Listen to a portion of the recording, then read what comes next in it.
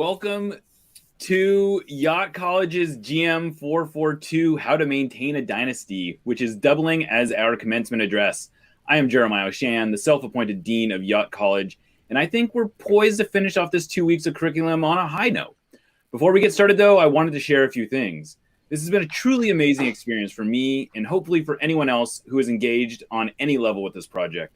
Yacht College was conceived as a way to simply maintain the YachtCon tradition, but it turned into something all its own.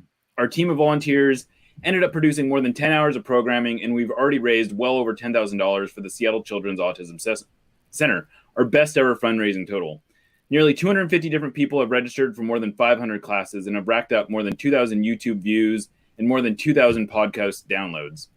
I think we also got to know a bunch of Sounders personalities in new ways, learned some new skills, and hopefully had a ton of fun while raising money for an extremely worthy cause. As a reminder, the money we raise goes towards buying big red safety boxes for families with children at the Autism Center. These funds are even more needed now than normal, as the Autism Center has incurred added expenses due to needing to mail these out instead of being able to hand them out in person. I think we'll be ending on a high note too, as my Yacht College colleagues Aaron Campo and Lickett P will be joining me today in navigating our commencement address. Welcome, Aaron and Lickett. You guys ready to eat some spicy wings and ask some spicy questions as we get going here? Let's do it. Of course, the main reason we're all here is to gather wisdom from today's guest speaker, Garth Lagerwey. Who will be answering our spicy questions while we eat said spicy wings. Welcome to Yacht College, Garth. Hey guys, how you doing? Thanks for having me. Hey, so I suppose now that you're here, it's a good time to explain what I'm talking about with these spicy wings and spicy questions and all this kind of stuff. During our interview, we'll be pausing every 10 minutes or so to spin Lickett's trusted Wheel o' Spice. Many of you have purchased spots on the wheel that will not only require us to eat spicy wings, but also come with the opportunity to ask Garth a spicy question. The wings Lickett, Aaron, and I will be eating will be at two different levels. One is a habanero-fueled spice that comes in at around 350,000 Scovilles and was made by a friend of mine at Solis Cocina. The other is some version of the Hot One's Last Dab, which apparently clocks in at about 1 million Scovilles, which I understand is enough to burn off my face. We've supplied Garth with the cooler of these two sauces, and we're going to let him kind of choose what he wants to do. But Garth, how are you with spicy? How are you with spice and with spicy questions? Those two things, I guess. Spicy questions, man. I've had those before. I'll do my best with them. Try to have some fun. Spicy wings. Expected to be sweating profusely, really from here and like here. There's just like a sort of like a really disgusting sheen about me. Well, good. I'm glad you're game, and I appreciate you doing this with us and like kind of humoring us really in this endeavor. And if anyone needs, I'll be sipping when I need it on this Craft Casual, which is of course the beer that was made for us by Fast Fashion and Stoop Brewing. Garth has some too. Maybe we'll talk about beer, but before we get started with the really heavy stuff, I wanted to open with a question that I'm sure a lot of our watchers and listeners are interested in. Is there anything you can tell us about Raul Ruidiaz's status? I guess he's been in Peru. Yes, he has been in Peru. The transition between administrations has led to some interesting situations on the green card front. But long story short, Raul's been in the process of having his status resolved down in Peru.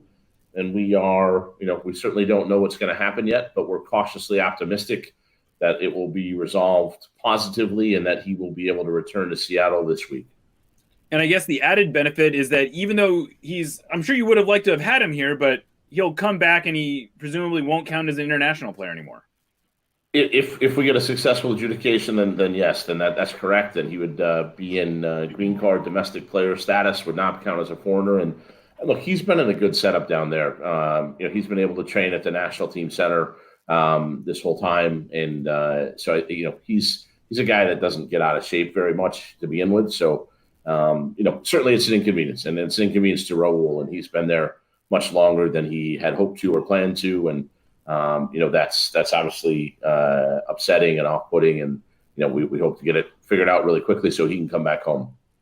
And I guess the opposite side of that is Will Bruin and Freddie Montero have had a chance to work together quite a bit. What have you thought of Freddie so far in this early part of the preseason? Was that someone that you had expected to be bringing back this year?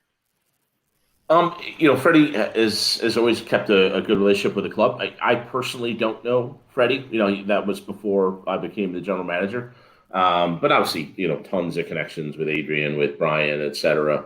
And it was, honestly, a kind of a no-brainer in the sense that we were looking at playing 3-5-2, and Freddie had experience in that formation. He obviously had extensive experience with Seattle. He scored a bunch of goals with Vancouver. I mean, it's not like he's past it or anything like that. So, when we heard that he wanted to come, I think figuring it out was kind of a no-brainer. Yeah, it's funny. When it was first announced that he was going to be coming back, I looked at some of his numbers, and I was actually surprised. A lot of the advanced metrics kind of like him, especially with his passing and some of the stuff that he does that's not just scoring goals. Was when you're signing a player you're that familiar with from a playing standpoint, how much digging in do you do onto those more advanced metrics, and is that part of the consideration here? We always follow our process, but honestly, in this one, Jeremiah, when you're talking about a guy who was willing to come on a team-friendly deal and had scored some goals, and the further context obviously is we lost Jordan Morris very likely for the season. So goal. We talk about advanced metrics, and I'm a big believer in those, and we do deep dives at times, but sometimes you just kind of can look at the lineup and say, all right, well, who's going to score and how many are they going to score? And, you've just lost 10 goals out of the team with Jordan, and hopefully you're able to put a lot of those goals back in with Freddie. And look, it depends who plays. It depends if Will wins the job, how many games. I mean, all those things are to be determined, but certainly we like the ability of Freddie to give us some goals in whatever role Coach Schmetzer and his staff find appropriate. So this offseason, I don't know, every offseason, I guess, is its own animal, right? But how would you compare this one to other ones? Does it feel just the idea that you might be switching to a 3-5-2 in itself feels like it makes it into a different sort of offseason? Yeah, look, I think we're sure about fewer things.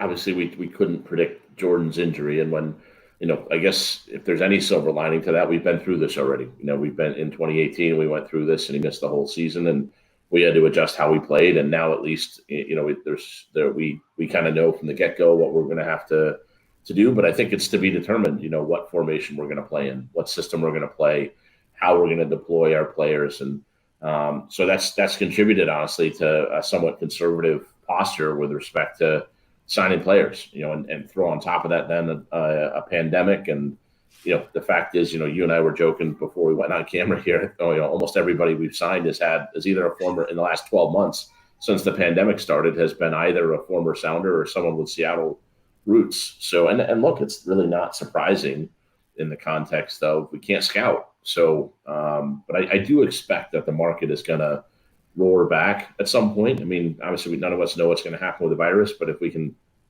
continue some of the positive trends, we can get folks vaccinated, then hopefully this summer the world is in a place where people are ready to come out of their houses and hopefully initially join us at 25% capacity at Lumen Field, but hopefully we can push it past that number safely if we can keep bringing cases down, and that's going to take the vigilance of all of us and again everyone getting vaccinated, but hopefully that can come to pass.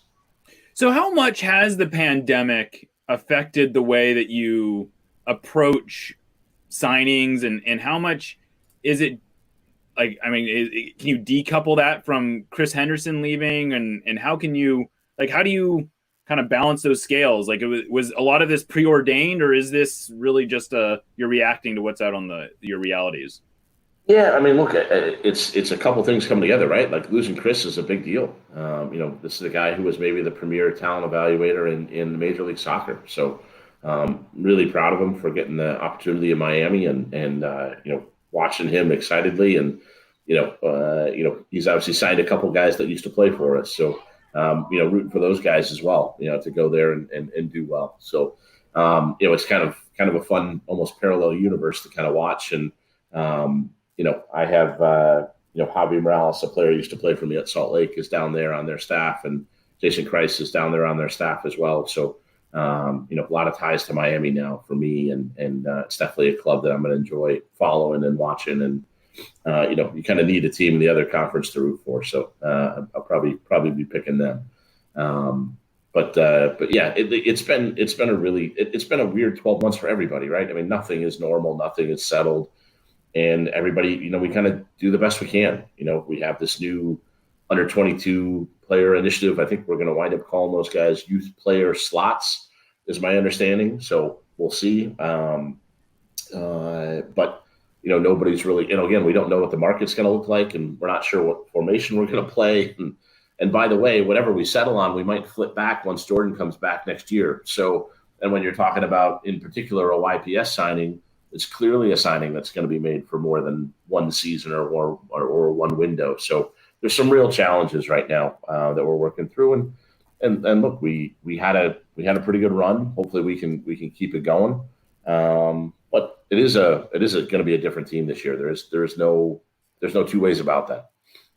So you brought up a couple things that I wanted to circle back on. One of them is Chris Henderson's replacement. How close are you to being able to announce that, and what was the philosophy going into finding that person?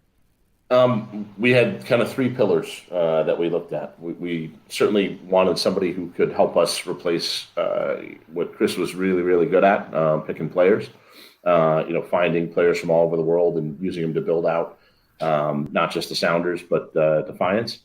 The second we wanted was somebody with some youth development experience or youth development background. Obviously, we feel like we're in the midst of kind of the final push on that front, where we've signed some kids and we haven't gotten them through to the first team yet, and just want somebody who can come in and advise us and help us and kind of try to get us over that last hurdle.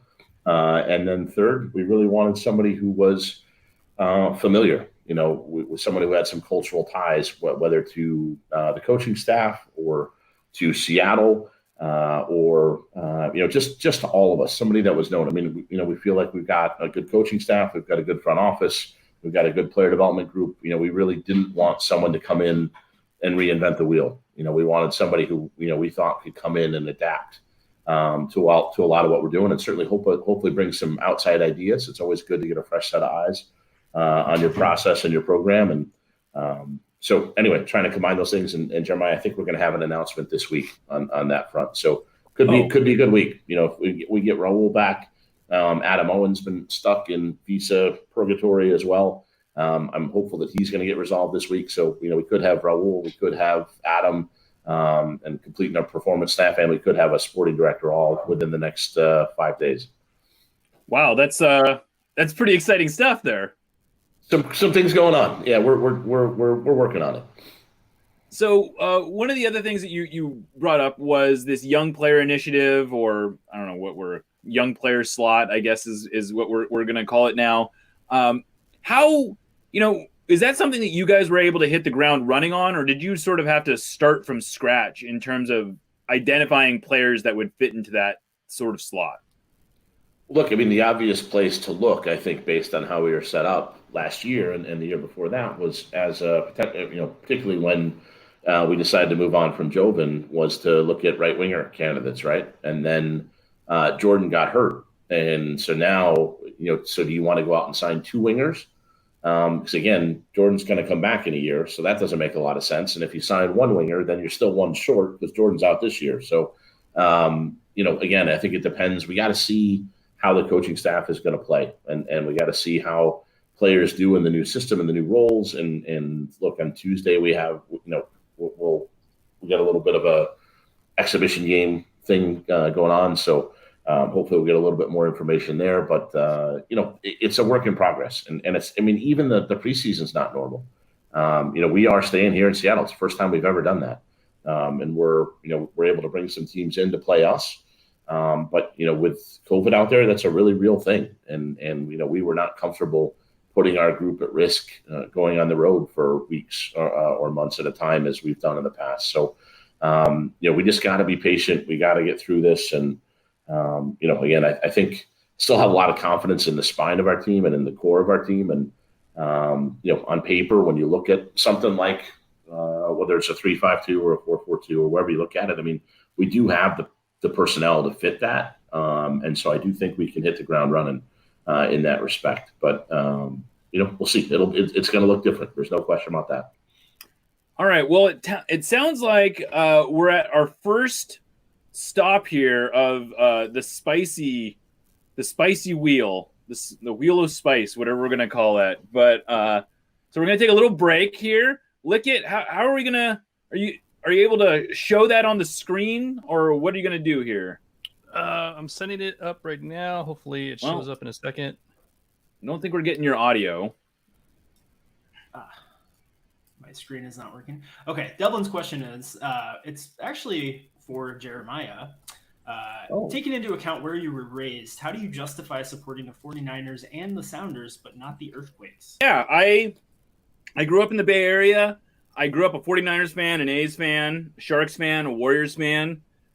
But I was never really, even though I was going to college, I was actually at San Jose State when the inaugural MLS game was played. And I don't know that I was even aware that the game was being played there. And it was down the street.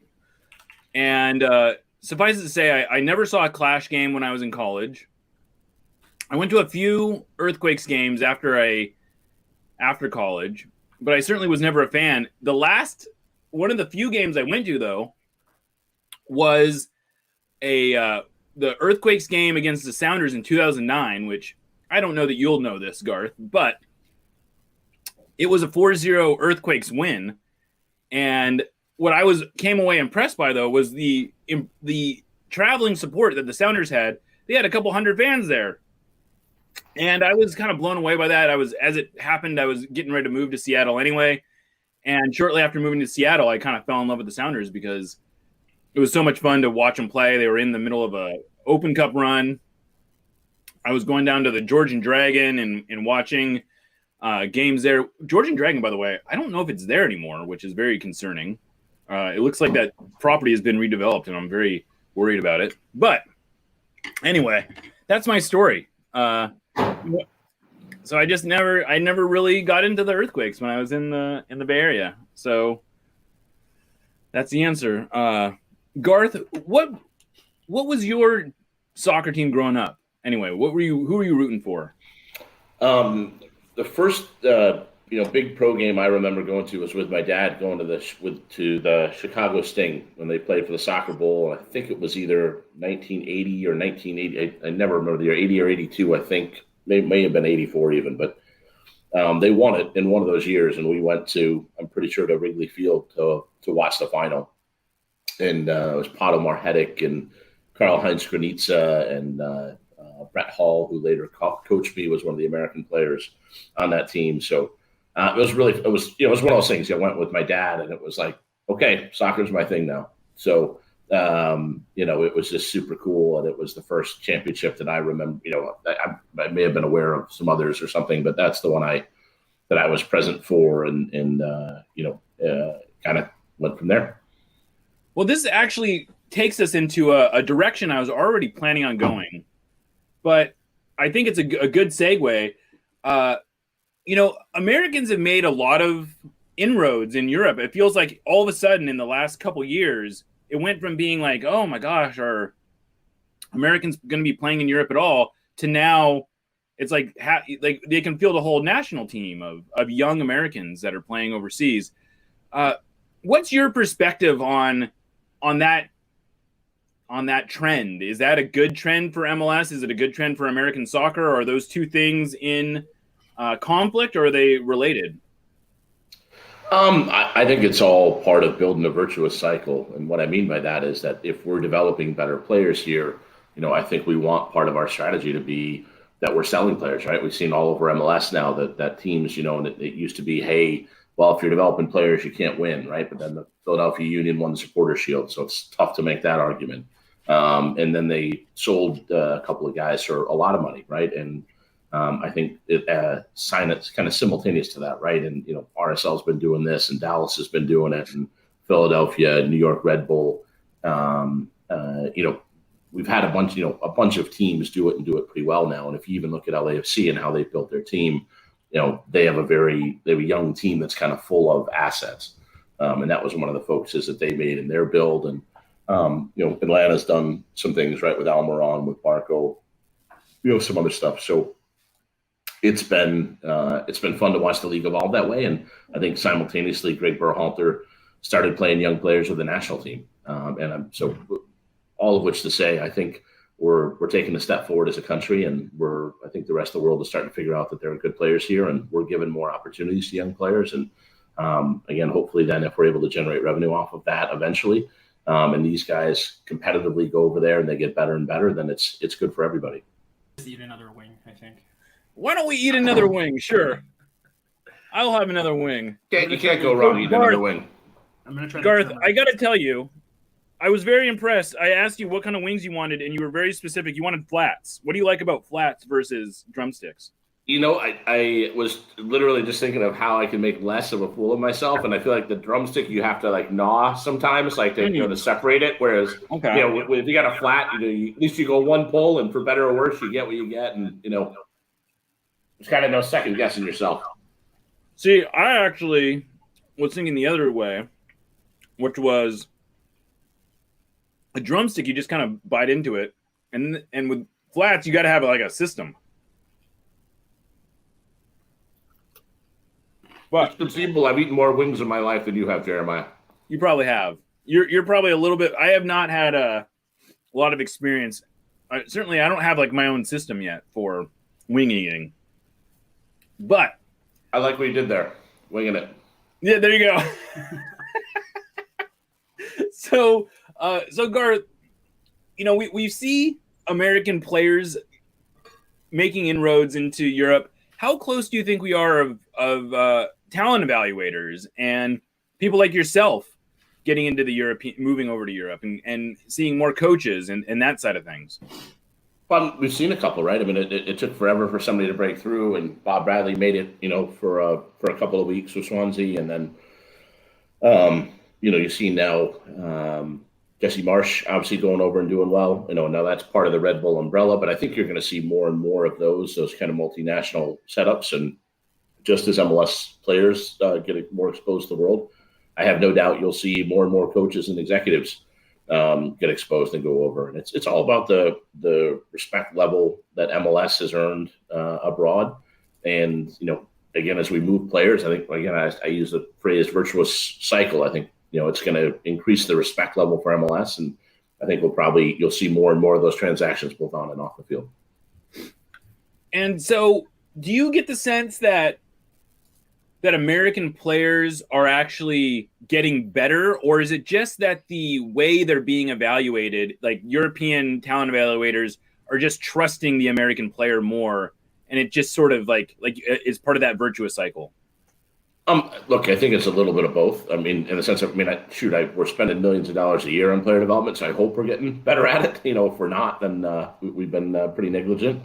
So yes, I do think the level is improving. Certainly we have a lot more tools than we ever have. And, and with MLS Next, where, MLS as a league has even recognized that we're going to need to be active in this space and drive the space forward and continue to do that. And, as we move from, we're at 27 teams this year, it sounds like we're going to move eventually to 32. That's going to cover virtually the whole country. I think you'll have fewer and fewer guys that slip through the cracks in a 32 team league.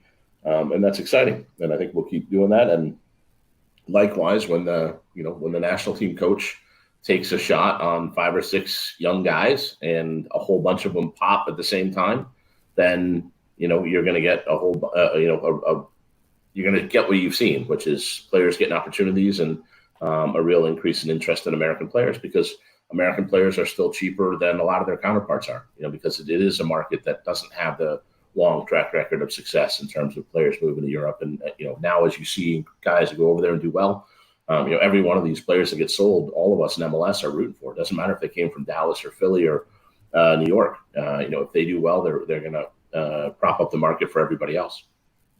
And so what do you see as the Sounders what do you see the Sounders role in that space?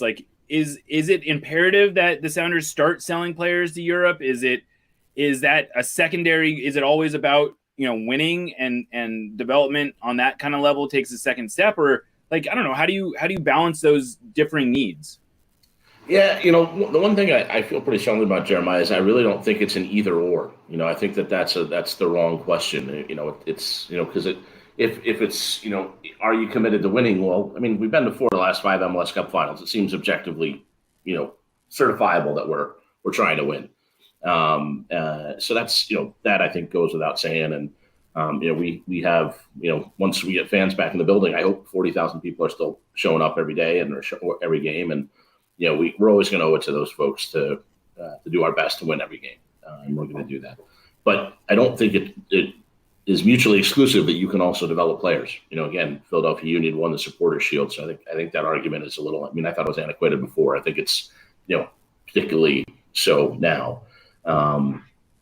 There are big clubs all over the world that play 1 or 2 young guys at a time, and I think that's really the key to it, right? Is no one here is seeking to reinvent the wheel and say all of a sudden we're going to play.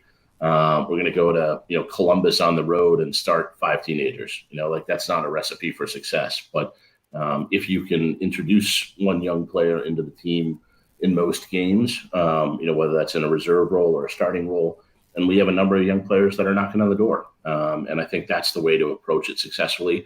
To have young players playing next to experienced veteran players, and then maintaining the standard, and then really what you're doing by doing that is you're investing in yourself. As we've seen, we got to a salary cap situation. As when you go on these long championship runs, you everybody in every sport, at least in North America, with a salary cap, you hit the wall, and you have to then offload a bunch of veterans.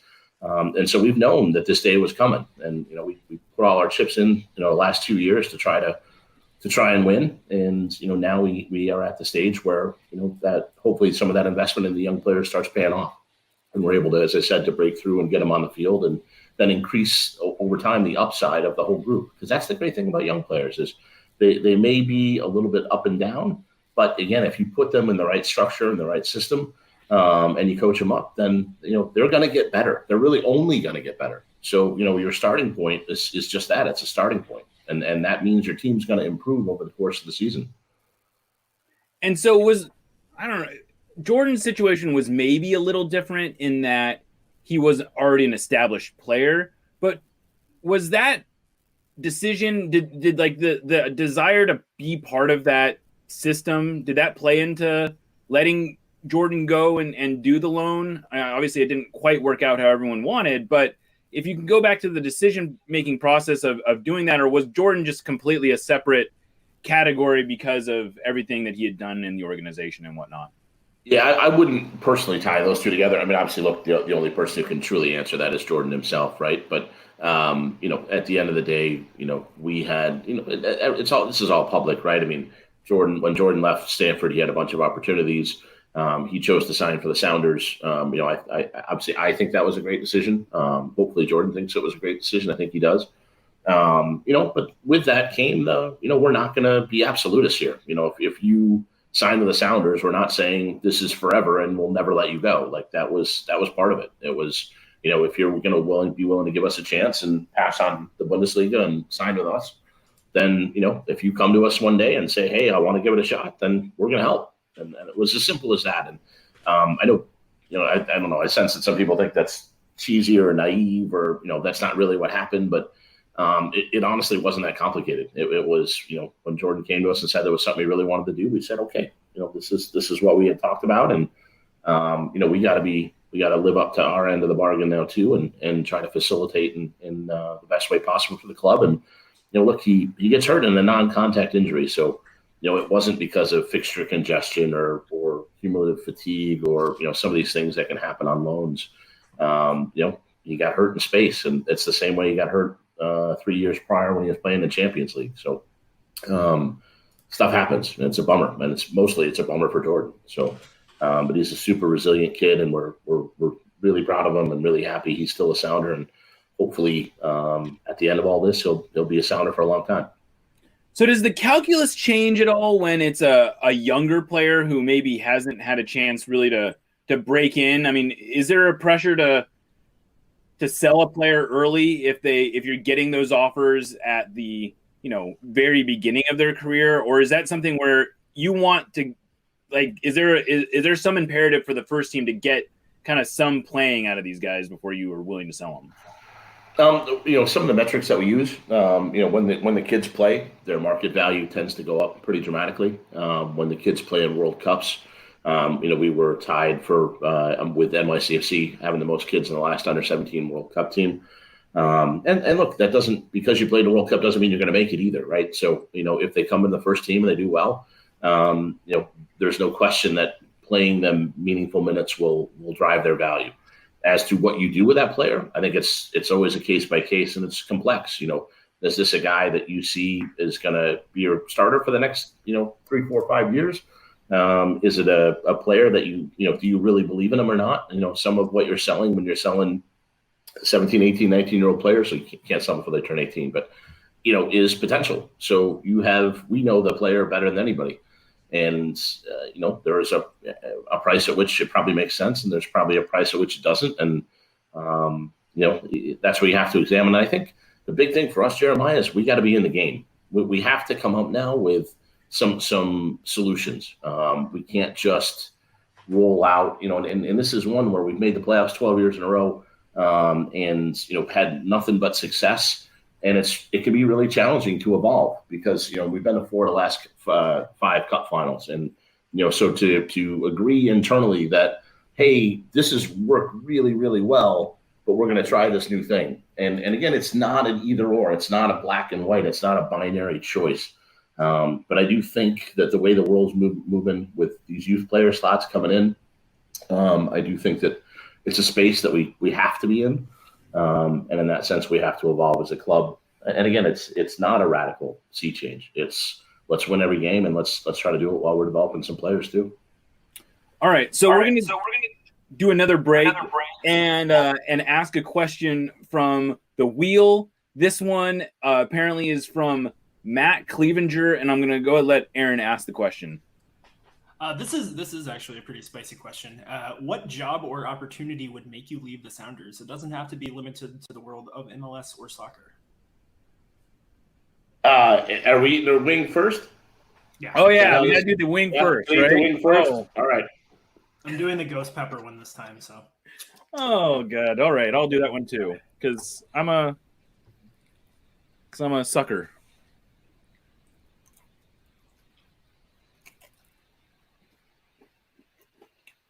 All right, so now my palate is apparently a little more prepared for this. That is still quite spicy.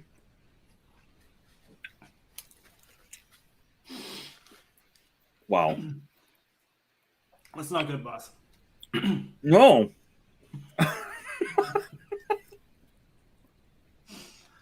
Oh, no.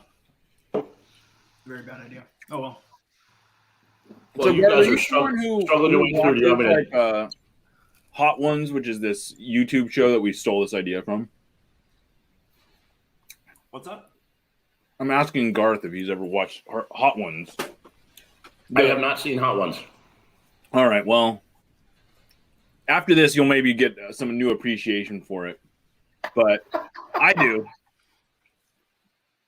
It's an interview. I'll give you the 10,000. The elevator pitch is an interview show where they eat rapidly escalating levels of spice wings, and at the end of it, they're eating the stuff that I am apparently eating with almost every wing, because I am apparently a glutton for punishment, and I think that's what the people want.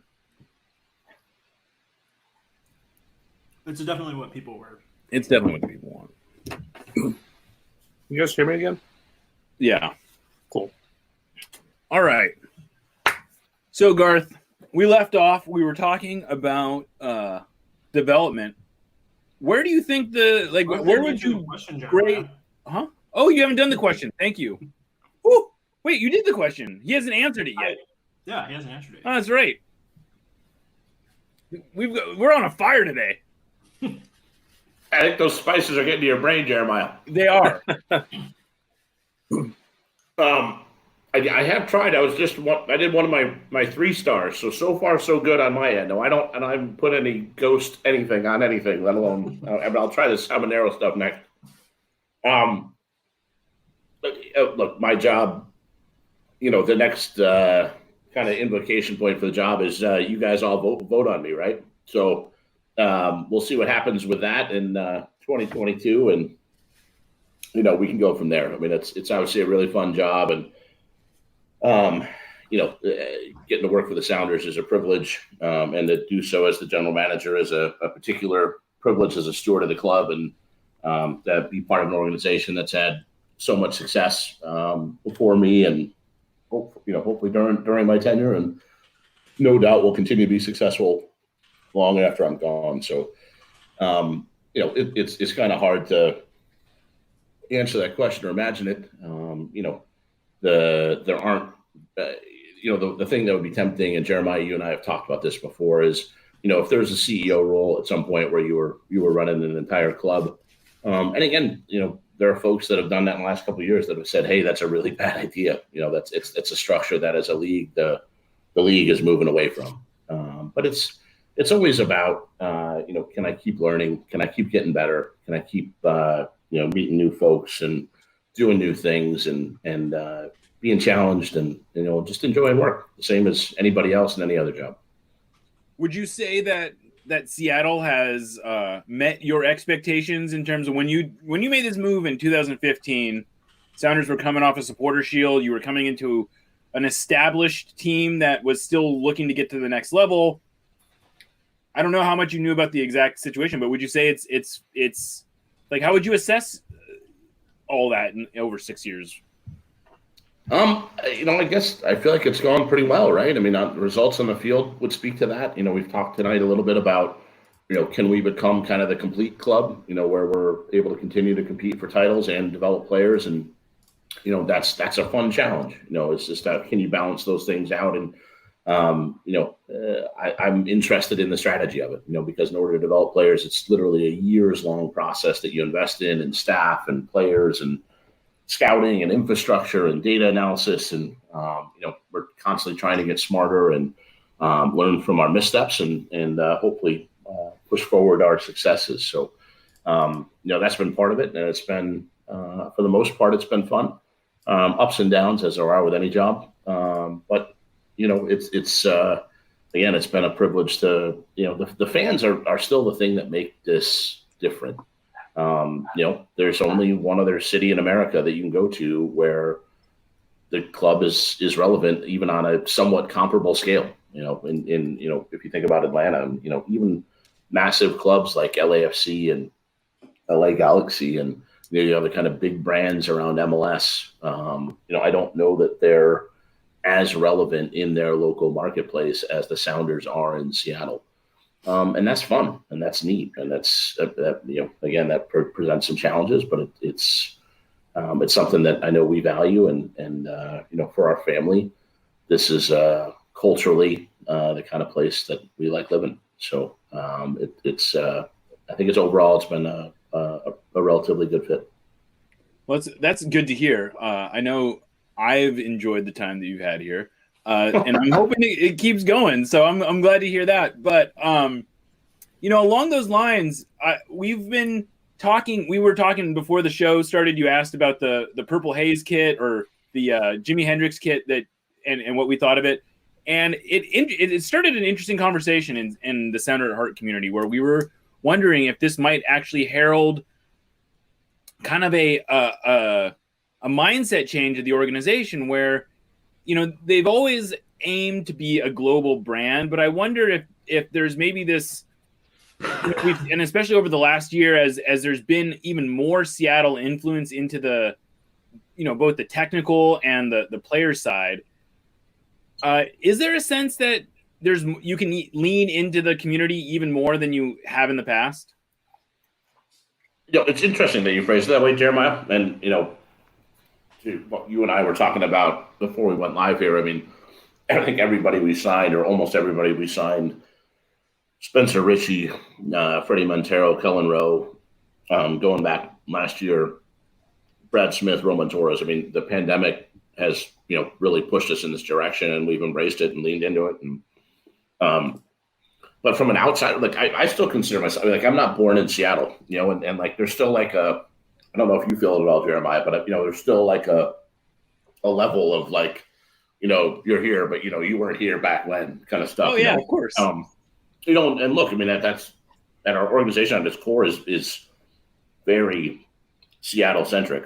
We have the senior leadership team, at least 3 or 4 people that were literally born and raised and have lived most of their adult lives in Seattle.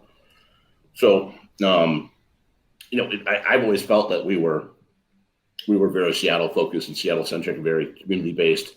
And certainly when we went to when the ownership group evolved from just Joe Roth to the families, again, almost all those families are Seattle families. Now, not exclusively, but the great majority of them are. And Peter Tomazawa came aboard and is working, with us on a day-to-day basis, and that's been a lot of fun. And but he's an adoptive Seattleite now himself. So I think yes is the answer to your question. I think we are very much interested in and focused on Seattle, our community, our fan base, on social justice here in this community. And, I think all of these elements contributed to focus us in that direction. So I think one of the funny things about that is when you first came here in 2015, there was this, I think, assumption that you were going to eventually get around to sort of cleaning house and rebuilding the organization with your people. Essentially, it hasn't really worked out that way. I mean, you ended up signing Brian as your first head coach hire. You now have just hired Wade Weber as your Defiance coach, who I realize you know him very well, but he's a Seattle guy. And you look up and down the organization, and it actually seems like you've leaned into the advantages that were already here. Is that something you came into thinking might be the case, or did your mind get kind of changed once you got here? Look, I like to think I came at it with humility, not thinking that I knew everything, not thinking that I had to do it my way, and there was no other way to accomplish it. Certainly wanted to learn from what had worked here, and again, an organization that had a ton of success. We've joked in the past, I'm the dummy, right? I'm the one who's like after winning the Open Cup and the Supporter Shield, I'm like, oh yeah, I'll come in, I'll make them better. It was a pretty big risk, and fortunately it's worked out, and we had a couple stars in the jersey now, and that's forever, and that feels pretty cool. And in terms of changing things, this goes back. And I mean, the story of the offseason that was not dominated, but was a common thread was were we going to retain Brian Schmetzer and stuff like that? And again, like internally, that was just a total non-story at all time. I think what folks don't realize is Adrian and Brian have been together for 20 years, and so like that's not changing, right? Like they've had only success. They've made the playoffs like literally all but like 1 year in 20. Like it's just not a space where a GM is going to have a lot of influence. And so did I know that? Definitely didn't know that coming in. I mean, Brian wasn't a coach then, so I didn't know Brian. So that's definitely been new, and that's changed. But I've done my best to adapt to that, and certainly I've enjoyed working with Brian, and we've had some success together, and hopefully that'll continue. All right. Well, it sounds like another good time to do a wheel spin. Lick it. Why don't you spin that wheel again? I just did. I don't know who this person is, and you probably don't know who this is, but it's Marnie O'Shan. Oh no. I don't. Garth, you've been generous with your time every year as part of YachtCon. Clearly, the audience appreciates it, and you must enjoy connecting with Sounders fans this way. How much does it pain you that it involves more interaction with Jeremiah? I will tell Jeremiah. Should I assume that Marty is your wife? Is that accurate? Or She's your daughter? not my wife. She's my sister, though. The sister. Okay. All right. Well, Marty, thank you very much for the question. I'd love to do it justice. I am married to a woman who keeps me humble most of the time, so it's a familiar question. I will mock both myself and Jeremiah for a second and say that Jeremiah is the only person that came to my office wanting to conduct an interview, and we were both so full of ourselves that we wound up talking politics for over an hour and never wound up going on the record with the topic that we had intended to cover on the day. So, certainly Jeremiah is somebody that look, we got to spend a lot of time together at this point, right, Jeremiah? I mean, I think we've kind of grown up with the Sounders almost a little bit. You definitely knew a lot more than I did when I came, but it's been fun, man. It's been fun, and to have this community here at Sounder at Heart it's part of what makes the Sounders really special, and it is fun to interact with everybody. And it's again, if you can't enjoy the kind of quirkiness of playing D&D and watching Wade Weber playing a guitar and strumming along, you're not enjoying life. You're not doing it the right way. So a hat tip to everybody, and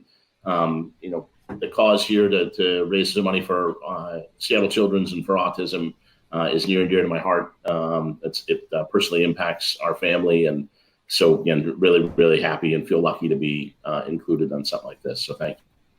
Well, and I guess I didn't mention it earlier on, but the whole wing concept came out of the idea that we encouraged people to donate to our charity, and in exchange we would eat hot wings and ask the questions that they wanted to ask. So this is, in fact, we're not just doing it for the silliness of it. There was a fundraising element of it, and in case you missed it, we're at something around $12,000 right now, raised entirely. And I don't know, we've set a soft goal. Hey, let's get to 15. Why not? And we'll see if we get there. But I really do appreciate. I think Garth still owes us a wing too, by the way. Oh yeah, all right. right. A wing. Let me keep working. I gotta tell you though, this turmeric sauce that we have there's a turmeric sauce that's habanero. I gotta tell you, it seems downright mild after you've been doing the hot ones, last dab sauce, which I've been doing a couple times, and it's like a nice refreshing break. It's out of this world. That's one of the better hot sauces I've had in a long time. Yeah, it's a turmeric and carrot sauce that randomly a friend of mine from high school started doing hot sauces, and his name's Anthony Solis, and it's Solis Cocina is the name that he's given the sauce, and he's started bottling it. And anyway, plug. Yep. And that's the other one, the pineapple one. That one's also very good, but the turmeric is it's very unique. So how are you handling these, Garth? I just tried my first habanero turmeric, and it looks like you're handling them fine. So far, so good. I can feel the sweat beginning. There you go. Internal system that immediately overheats, and again, it's outwardly not pretty. I'm not gonna lie. Yeah, nothing on this show is really pretty. I think we can say that. But no, that's honestly, it tastes good, Jeremiah. Like, honestly, I'm pleasantly surprised. I was apprehensive, if I'm honest. No, hey, I don't blame you for being apprehensive. But I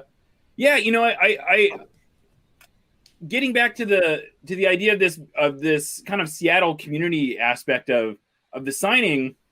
I mean, how aware are you that almost every year I think every year but one since you've been here, you've brought back a former player? What do you think that says about the organization, that not only that you're willing to bring back players, but that players apparently want to keep coming back?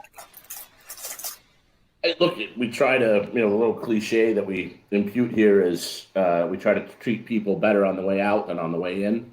And obviously on the way in, we try to make them feel very welcome and welcome families and welcome people to new culture, et cetera. So, we try to do the same. We're not a team that takes hard lines or gets upset with people if contracts don't work out, or we try to treat everybody well. I mean, hopefully while they're with us, we try to treat them well as well. So it's something that I've always found worked out pretty well. It's a value I shared with the folks that were here already, with Adrian, with Brian. And it's not real difficult, and oftentimes when you have a player like, say, a Kellen Rowe, like, we we weren't sure, honestly. And initially when we just ran data on Kellen, and he hasn't played as much in the last couple of years as he would have liked, I'm sure. And we got on the phone with Kellen, and he did a call with Chris, was still with us at the time, and he talked to me, Chris, and Brian, and we all hung up the phone. We're like, yeah, we got to sign him. So this is a, it's like, again, like, I think, don't get me wrong, there's some stuff that we do that is highly technical and very complicated, and we dive in. But sometimes if you have people that really want to play for you and are willing to do so on reasonable financial terms, if you can get a couple of those, those are always wins. Those are always good things for the club. And I suppose you could get to a point where maybe there are too many of them, but again, that I don't. We're not there yet, and we're really lucky to have a guy like Kellen who really wants to be here. And I think players like him and like Freddie Montero, those guys are going to give their heart and soul for the club. I wouldn't be shocked if and again, I've never had this conversation with DeAndre, but I would think at some point, someday, DeAndre maybe makes his way back here as well, just based on the relationship again that he has with the club. And that one's more complicated than the others because there's allocation considerations and some other things that would have to come into play. You have some things that would have to line up, but I think a lot of guys have had a lot of success, and again, it's the fans. I mean, I'd love to tell you it's because we have the best looking general manager in the league. I think that's probably objectively. You guys politely turned my camera off early in this interview, so I know how you feel about that. But beyond that, it's the fans, man. Like, hey, do you want to come play in front of 40,000? Like, who's going to say no to that? Like, and the team, again, that same fan base drives buckets of revenue into our coffers, and that allows us to continue to reinvest in the team and be successful. So it's a really good relationship that way. Do you have to be, like, you mentioned this, but do you have to be aware of it, not letting it become a sentimental decision that you, like, is there ever a point where you have to, like, wait a minute, are we signing Freddie because he wants to be here, or are we signing him because we think he can score goals? I mean, is that, like, how serious of those conversations get? Yeah, if I'm sentimental, I lose my job, right? It's pretty straightforward. You guys will vote on me and be like, hey, that was really nice that you brought Freddie back, but he didn't play well, and neither did Brad, and neither did Kellen, and therefore, you don't work here anymore. So it's pretty black and white that way. And that's my job in general, right? I mean, that it's, a general manager is not a position you should adopt if you want to be loved. It is a difficult position in the sense of you have to say no, and you have to say no often. And you have to make cold-hearted evaluations and objective evaluations. Hopefully they're not, in fact, cold-hearted, because you're not doing it whether because you like someone or you don't like someone. It's based on evidence. That's what we try to make our decisions on. And, what you're doing too is, as a GM, that's separate. Like, I maintain virtually anybody can be a scout. Now, being a good scout is a completely different thing, but being a scout in the sense that we can all watch a basketball game or a football game or a baseball game and be like, hey, that's the best player. And you'll find almost always that best player is often the highest paid. The skill of a GM comes in trying to find value at every single price point at every single position. And the benefit of us having good relationships with players and ex-players is a lot of times these guys will come back and they'll say, hey, I am willing to do this with my contract structure. I am willing to forgo that bonus, or I am willing to fit under the salary cap in this way or that way. And when you have that flexibility, that allows you to continually pick players at the right value. And if you do that enough times, then the collective should benefit from that. And hopefully you're fielding good teams. Well, I'm going to ask you one more question, then we're going to do another wing. But so we've seen the Sounders sustain a level of success that's literally unprecedented in MLS, but just as impressive when looked at through the prism of North American soccer. What we haven't seen, though, is the Sounders have the type of regular season that, I don't know, like a Toronto FC or an LAFC or even an Atlanta has had in recent years. And I'm just wondering, is there something about the way the Sounders are structured that promotes long-term success, maybe at the cost of not reaching the extreme heights of, a 75-point season or whatever it might be? Or is that just kind of a luck of the kind of the way it's worked out? I definitely think some of the strategic choices we make play in. We look at DP signings, and I mean, the guys you pay for are match winners, right? You want to give the money to the guys that make the difference in the big games, and Ladero and Rui Diaz in particular, I think, have done a pretty good job of that.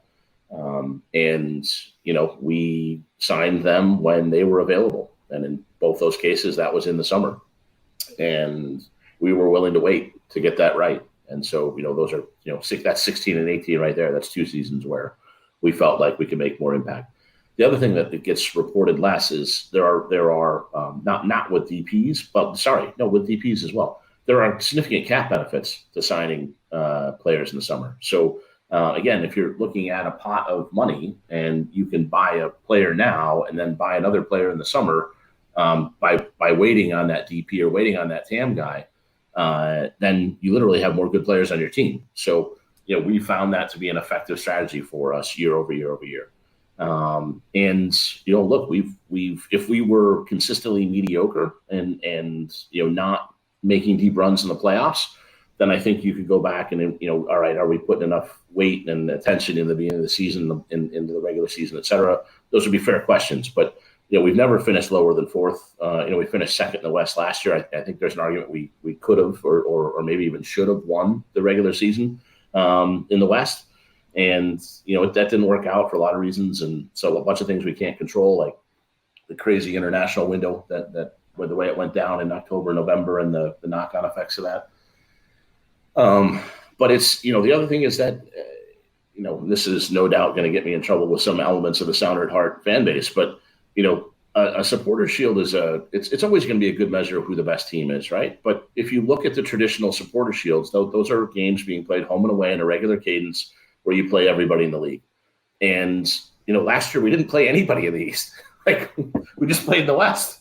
And this year, if you look at our schedule, we haven't moved to a division format, but this is a division schedule. That's what this is. We're playing everybody in the West Coast 3 times.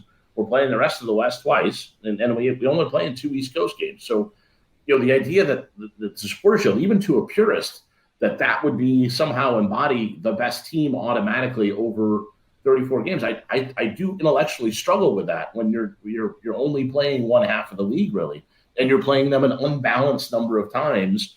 And even within the 3 within the division, if we get LAFC and the Galaxy and Portland twice away, that's a tougher schedule than if we get them all at home. So, there's just a lot of things like that where, look, you're always going to try to do the best you can in the regular season because you want to get a high seed, right? If you get a high seed, you get playoff games at home. You get playoff games at home. You get lots of revenue. You get to invest that in the team. Again, virtuous cycle, right?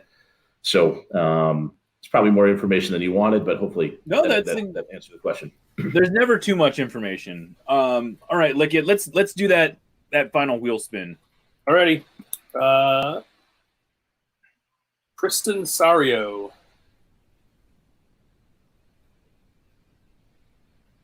Oh, are we hearing Aaron? Aaron, you might be on mute. I was. What's the hottest thing you've ever eaten? Is the question. Oh, well, I'll start and then I'll let. Well, I guess I should eat the wing first, right? That's how we're doing it. We're eating the wing, and then we're gonna. I know this answer actually. Doing the dab. Yeah.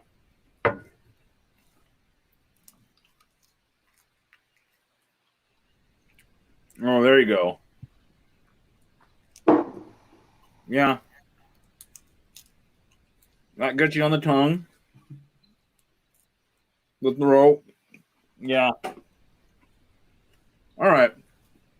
So, Garth, I'll answer first, and I'll let you give some thought to this. The hottest thing I ever ate, I was in L.A. shortly before the pandemic started, actually. I went to a taqueria. They had something on the menu called a chili taco that was just grilled chilies with some cheese on it. And I thought, sure, why not? And I took one bite of that, and I realized that was not fit for human consumption. and I was hiccuping and dying for probably the next 10 or 15 minutes, which is starting to hit me now of this one. But yeah, that was probably the hottest thing I ever ate. I do not have a good answer here. I do not have a memory of one thing in particular. Just that I sweat out of the sides of my face, like from below my eyeballs and like below my ears, and it rolls down my face. And so I think at a young age, I was like, yeah, my people aren't adapted for this stuff. This is not going to be an area of strength. Well, yeah. I was making chili once and thought I was using smoked paprika, but I was actually using cayenne. And so it wasn't intended to be that spicy, but it was definitely the spiciest thing I've ever done. I did something. It was probably like 4 or 5 tablespoons of cayenne in, in a pot of chili, which is a lot of cayenne. So,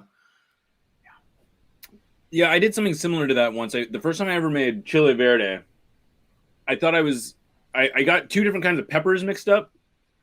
I think I was supposed to be using serranos, and I used like these little green peppers, and it made like nuclear level spice to this that was almost inedible. But anyway, we'll finish this up on a high note, I promise. Garth, how you doing? Doing all right, man. Hanging in there. I got 1 bucket of wings down, and I got 2 more, and we're dabbling. And I haven't put the habanero together yet with the 3-star wings. That's the mountain I have left to climb. But I've mixed everything else so far. So all right, braver or stupider, one of the 2. Well, are you able to hang out for a little bit longer? I know we're pushing past the time we said we were going to keep you till. Well, we're all good. So far, none of my children have come into the office, so I'm just assuming that they're asleep. That's the way it usually works in your house, right, Jeremiah? Oh, that is 100% how it works in my house. Yeah. We're usually walking. My wife hasn't even texted. Yeah, you're golden then. Yeah, the thing that happens at our house is, so my wife, I don't know if this is too much information probably, but my wife is a big fan of the TV show Supernatural, which has been an amazing experience for the pandemic because it's 15 seasons of like 23 episodes each season. And we're getting close to getting to the end here, but it's not the most appropriate thing for your kids to walk in on. It's like it's a pretty scary show for a kid to witness. Mm-hmm. We've had that happen a few times, but anyway, we got through Star Wars in our house in the pandemic. That was a matter of some debate, but we got there's some lightsaber injuries that are maybe a little much, but we pushed through it. That's what happens when you have boys, right? I have 3 boys. Yeah. We're toughening them up, I guess, or scarring them forever. One of the 2. So does that mean you made it through all 11 episodes of Star Wars? We did. Yeah. I'm not saying we did it in a day, Jeremiah. But, right. Yeah. Hey, how about, did you guys get to Mandalorian too? We have not yet secured the resources to subscribe to Disney Plus. So it's on. It's one of it's one of my boys have asked for it for their birthday. So it's one of those where probably shouldn't. Hopefully he doesn't watch this, but we're thinking about maybe going that direction. And he has it in his head that he's gonna watch. He's gonna watch The Mandalorian. Like that is for his birthday. That's gonna be his thing. So I'm actually pretty pumped about it. Like we're gonna drop it on him then and hopefully be a lot of fun. I like that the Lagerwey household is withholding Disney Plus from their children because they don't have the resources for it. I like it.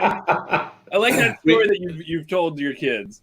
We're on screens a lot as part of remote school, so yes, I think those parents can attest that more screens is maybe not the best approach right now. The Disney allocation money is hard to come by. Right. It is. No, look, I mean, I'm a huge Marvel nerd as well, as Jeremiah knows. So, I'm ready. We just gotta ration it out in the right way. But I can't wait to watch WandaVision and whatever else is coming that way. And I still haven't seen Hamilton. I mean, these are gaps in my pop culture knowledge here that in between watching Brazilian players and Ecuadorian players and Argentinian players and whoever our new sporting director likes. That's going to be an interesting process. We're going to have to match their taste with ours, and there'll be some working together on that, I'm sure. Well, this feels like a good transition into this area of inquiry. During the D&D episode, which apparently you may have watched, it sounds like. I did. Yeah. Oh, I saw it. I wouldn't have missed that for the world. Hat tip to Dave Clark. Did you stick around for all 3 hours of it? I did. I broke it up, Jeremiah. I got it. I couldn't just go, coast to coast on that. I was able to kind of watch it here and there and have it on in the background. And but I did get to see them beat the Green Dragon, and I'm again as a father, I'm really impressed with Dave Clark, because the amount of work that goes into laying that out and like running that. It's like I've thought about, like, could I do this with my kids? And it's really time intensive to do what Dave does, and it's really impressive how he set it up. Well, I think you just made Dave's year, so congratulations on that. But the reason I brought it up was, so we learned that your character apparently was someone named, I hope I'm getting this right, Rodius Pigpopper. Is that accurate? Rodius was the first name, and that was a Dutch lawmaker. He's one of the first experts in kind of the progenitor of naval law. And so, again, being a nerd, I thought I might go. This is one because Wade and I played together when we were teammates on the then Dallas Burn, now FC Dallas. And so I figured I wanted to go to law school at some point, and so I was very interested in those kind of figures. And my heritage is Dutch. My ancestors came over 100 years ago through Ellis Island from Holland, and so Grodius was the name, and then the last part was just silliness. Was just find something idiotic, silly, whatever went through my 25-year-old brain at that point. Something that could be laughed about for years afterwards. Well, I appreciate you coming up with that name, because it made for a good discussion. But what do you think your experience as a D&D player says about you, or what about that character spoke to, like, the way you are a GM and the way that you kind of executed your career from then forward? I don't know. I would love for there to be some insight here, Jeremiah, but I suspect it was just, I was in my 20s. I was a goalkeeper. I was a meathead. I had some funky haircuts. I was very into expressing myself, and if I got to carry a big sword and be a big strong guy in the game and chop some people's heads off, then that felt pretty fun at that point. And I wasn't married, and I was one of these guys that always said, I'm never going to get married. That's for the weak. Life, it's funny. Life always catches up with you, right? And things change, and your perspective changes, and you evolve. I love that word. I spent a bunch of time watching the Lincoln special on CNN, the 6-part installment, and one of the words was to watch Lincoln's evolution on the issues of the day. So. And the issues of our day. So I think it's a really important quality as a person. If you can evolve along the way, then hopefully that's means that you're remaining curious about the world around you, and you're trying to learn from it and trying to get better. And I like to think that I did some of that. Well, but you say you were a meathead, and you say all these kind of self-deprecating things, but D&D, you pick a kind of a clever name in Grodius, and you're playing D&D, which is not exactly a meathead game to get into. I mean, there must be something about your interest in a turn-based strategy game that, like, translated into, maybe not at the time you knew it, but it seems like it at least laid some foundation for moving on into the player personnel field. I mean, look, in the sense of, you're adventuring with a group of people, right? And Wade referenced this as well, but one of the other party members is now a judge, a federal judge. Was a better lawyer than I was, and the other guy's a government contractor who's smarter than both of us. So it was definitely some intellectual firepower, and at that time, at least, I didn't find Dallas, Texas, to be the most intellectually stimulating place, at least not within a pro soccer player locker room. I remember, and look, it's all changed now, right? I mean, most of the kids nowadays don't go to college at all, but back then you still had teams that had college guys, and we had, I don't know, between 4, 5, 6, something like that, guys that had gone to college on the team in Dallas.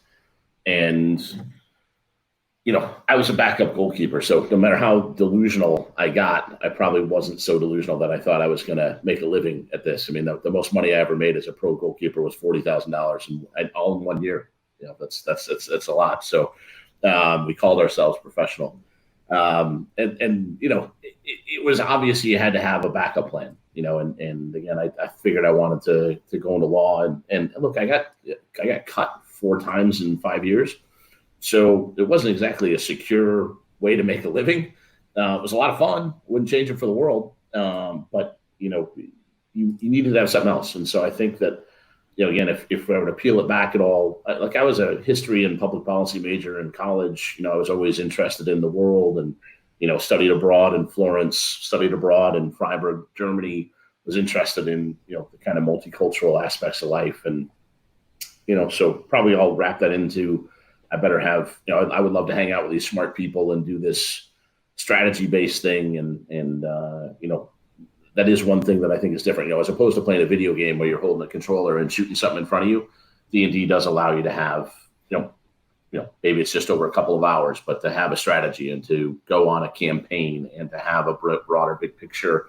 And certainly that very much informs how I think. I think you asked me about signing, we talked about this a little bit in terms of signing people in the summer, but there's always a strategy, man. You have to get the strategy, you have to set that, and then you have to work back from there. And as long as you're true to that framework, no matter how good your process, you're always going to screw up decisions along the way. But if you get most of them right and you follow the overall strategy, you got a decent chance of being successful, or at least that's what's worked for me. And I'm sure I've worked with people who think I'm tough to work with because I'm concerned about things that are going to happen 6 months from now, 12 months from now. And I always kind of keep that in mind. And I'm not reactionary, and I don't particularly care what other people think or say. And I don't swing to pressure a whole lot. So I suppose I could be obstinate or stubborn.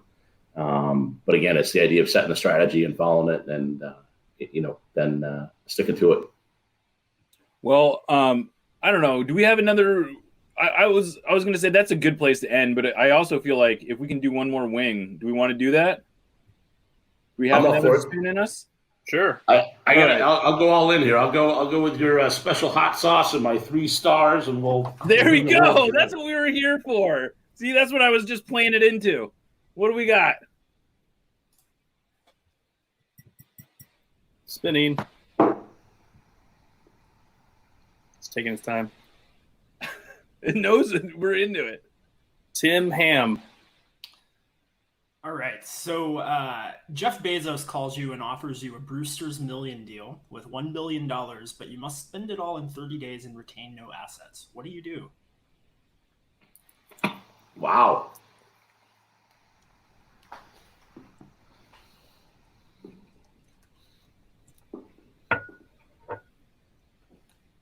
Take no assets. So basically you have to blow $1 billion on the experience. I would imagine you try to do something cool like fly to Mars, something like that. Although the older I get, the less I personally want to be in space. I do feel like it's a cool thing to do, like for civilization, and I'd love to watch other people go deep under the sea and out into space and try to find extraterrestrial life and all kinds of fun things like that. But I don't know, the whole being apart from your family forever and not really, living in a glass dome somewhere, that doesn't. At least we're not there yet. Hopefully we can improve our climate here and save our planet and not have to do that. But intellectually, that's. I always read science fiction stuff and loved Isaac Asimov's Foundation, and I think that'd be fun. Well, that's a good note, I think, to end on. Garth, I appreciate you doing this so much. You were a good sport, obviously, as always. We threw some curveballs at you, not the least of which was on the technical side. So hopefully that was fun for everyone to see us sweat both for freaking out about this, but also sweat because I am still feeling the residual of that hot sauce quite intensely. But anyway, Garth, I really do appreciate you doing this. I want to, before we sign off though, I did want to thank some people, and I wanted to kind of close out kind of a little commencement address here. But we could not have done this without Full Pull Wines, the doctor's office, and the masonry. They were the food-related businesses that donated supplies and whose owners were sharing their expertise and served as our faculty. Stoop Brewing also partnered with Fast Fashion Brewing to make our signature beer, Craft Casual, which I believe you can still find at various establishments around Seattle. But really, the people that made this thing happen were the volunteers, and there were a lot of volunteers that put in a kind of ungodly amount of hours. MLS Watercolors shared their creative talents and taught their first ever course. Once again, Emily Cummings worked countless hours behind the scenes to help produce and make this event happen. Dave Clark volunteered tons of time helping out and served as the dungeon master of our D&D course. My Nos Audietas partners, Aaron Campbell and Lickett P, once again did a lot of the heavy lifting that wasn't necessarily in front of the camera. Two old friends of mine from college, Colin Steiner and James Morgan, also did a lot of the behind-the-scenes work. Colin designed our poster, while James produced many of the classes and did a ton of the behind-the-scenes work that made this whole thing happen. Finally, Beth Mantle, Susie Rance, Tim Foss, Steve Boat, and Jacob Cristobal have donated time as moderators, hosts, and or behind-the-scenes helpers. As usual, this has been a true team effort and would have been literally impossible if not for the volunteer hours that they all put in. I also owe a huge debt of gratitude to the Sounders and Rain, who helped us find guest students: Brian Spencer, Kellen Rowe, Spencer Ritchie, David Estrada, Wade Weber, Lamar Nagel, Lauren Barnes, Danny Weatherholt, Madison Hammond, and of course, Garth Lagerwey. All of them were enthusiastic participants, and they made this feel like an entirely pure and really just kind of fun event from my perspective, at least. Hopefully you share the same. I'll finally close Yacht College by saying thank you to everyone who registered, watched, and especially those who donated. This has been one of the most gratifying projects I have ever contributed to, and I'm blown away by what we accomplished and what you guys allowed to happen. I would urge everyone to continue watching the courses if they missed any of them, and hopefully next year we won't have to be yachting alone. I'm Jeremiah O'Shan, signing off for Yacht College, and hopefully we'll see you in person next year. Wait, we need Garth to certify our course. That's right. I forgot, Garth. We wanted to. We had an element for you here. Where do we have? Did we give that to him? Oh yeah. Okay? I gotta find that. Oh no, where was it? Okay, sorry. Oh no, where is it? I cannot find it. Okay, this is some good behind the scenes stuff here. I forgot I had to do this thing that you guys would, so you can actually turn this into your diploma. Sounds very exciting. Yes, okay. Garth, as president of soccer, we need to ask you one more thing. All of the YachtCon students watching live and who have taken courses over the past 2 weeks, as well as those watching on demand later, have worked hard to complete the official YachtCon back-to-school curriculum. Can you now certify that they are eligible to graduate from Yacht College? Absolutely. Oh, without good. hesitation. All right. Well, with all that said and all the technical difficulties, I need to go recover. And thanks, everyone. Bye. Thanks for having me, guys. Thank you, Garth.